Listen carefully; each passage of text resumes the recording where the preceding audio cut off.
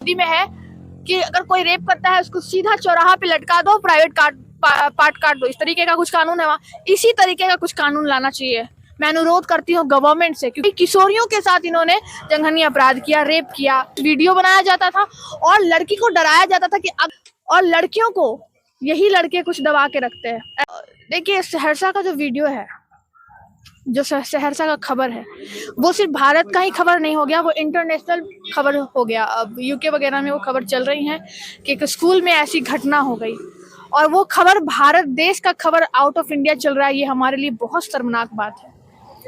और हमारे देश के कानून इतने स्ट्रिक्ट हैं, फिर भी इन अपराधियों को, इन आरोपियों को डर नहीं है जरा सा भी। एक नहीं, कई महिलाओं की, कई लड़कियों के साथ, महिला नहीं, वो तो लड़की है, किशोरी है, कई किशोरियों के साथ इन्होंने जघन्य अपराध किया, रेप किया।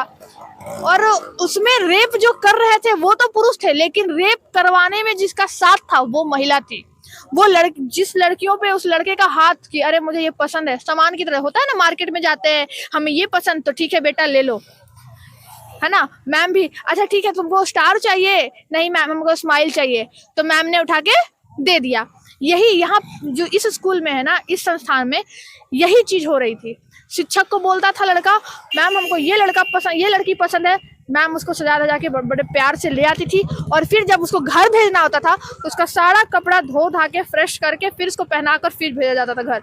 और बाकायदा वीडियो क्लिप बनाया जाता था, सेक्स वीडियो बनाया जाता था, और लड़की को डराया जाता था कि अगर तुमने घर पे कुछ बताया तो ये वीडियो तुम्हारे भैया के पास, किसी को भी बताया तो ये वीडियो तुम्हारे भैया के पास, पापा के पास भेज दिया जाएगा।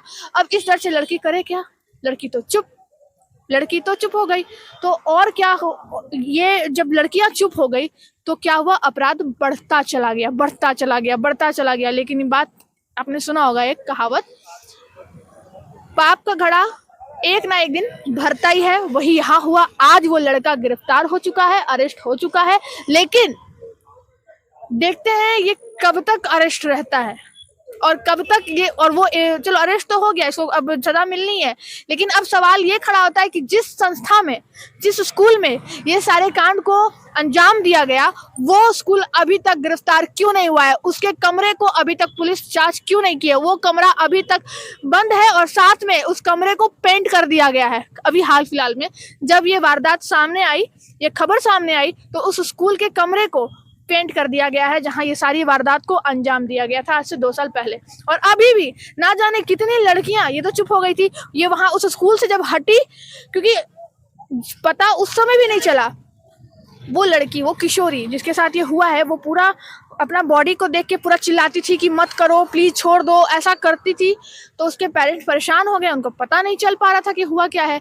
जैसे ही वो स्कूल छोड़ी तो वो थोड़ा प्रिपेयर होने लगी, हेल्दी होने लगी, मानसिक संतुलन से जो बिगड़ रही थी उसकी, वो उससे रिकवर होने लगी स्कूल छोड़ने के बाद। एक बार जब वो पटना में ही पढ़ रही थी, वो हॉस्टल में रह रही थी, हॉस्टल में एक दिन उसका फोन आता है उसको कि मैं उसकी गर्लफ्रेंड बोल रही हूँ, उस लड़के की गर्लफ्रेंड बोल रही हूँ। मुझे उस लड़के का नाम नहीं पता, इसलिए मैं इससे संबोधन कर रही हूँ। बोला गया कि मैं उसकी गर्लफ्रेंड बोल रही हूँ। सोचिए उस लड़की का कद कितना बड़ा है। एक लड़की को उसका बॉयफ्रेंड सारा बात बताया है और खुद बाकायदा कॉल करती है कि मैं उसकी गर्लफ्रेंड हूँ, और जैसे ही उसका नाम सुनती है लड़की, फिर से उसको मेंटल ट्रॉमा आता है। और उस किशोरी जो पीड़िता है, उसके साथ जो रूममेट रह रही थी, उस रूममेट ने बताया सुपरिटेंडेंट को कि मैम इसके साथ तो रेप हुआ है।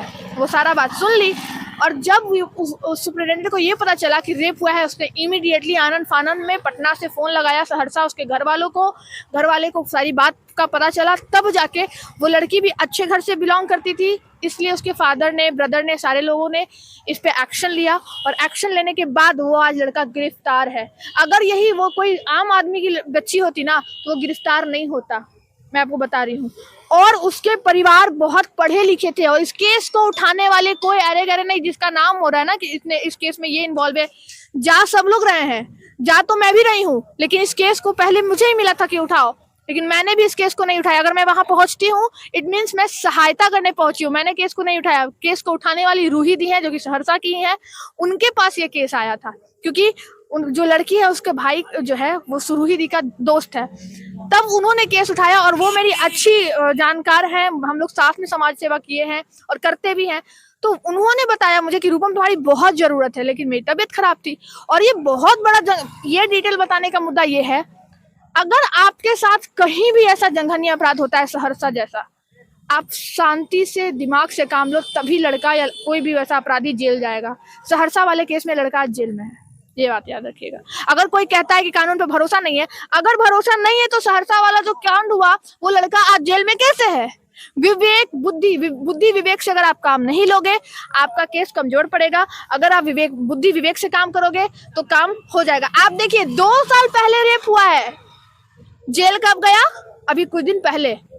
तो अगर आपके पास कानून की ताकत है और उसको सही तरीके से आप यूज करते हो तो कानून आपका सहायता करेगा और कानून अंजाम तक आपको लेकर जाएगा, सही या गलत।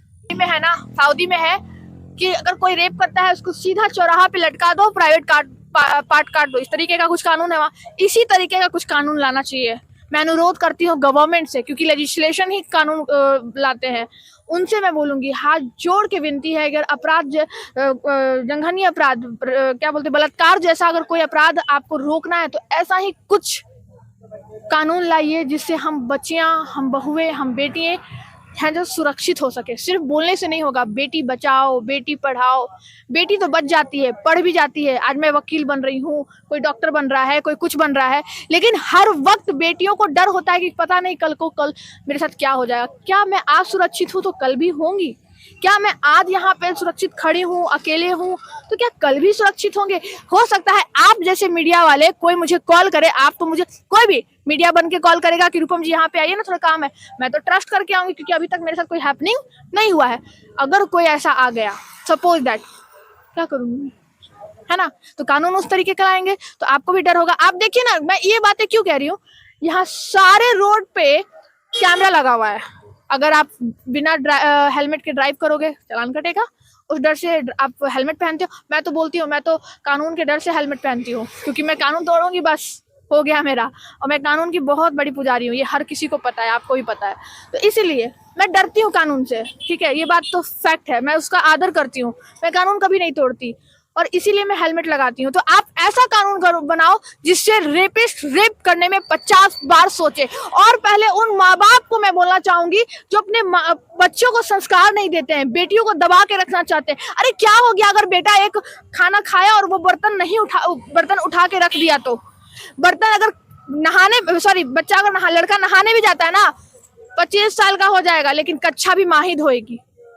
ये सब क्या है? ये संस्कार की बातें मैं कर रही हूँ। आपको यही छोटी छोटी बातें ना लड़कों को संस्कारहीन बनाती है, और लड़कियों को यही लड़के कुछ दबा के रखते हैं।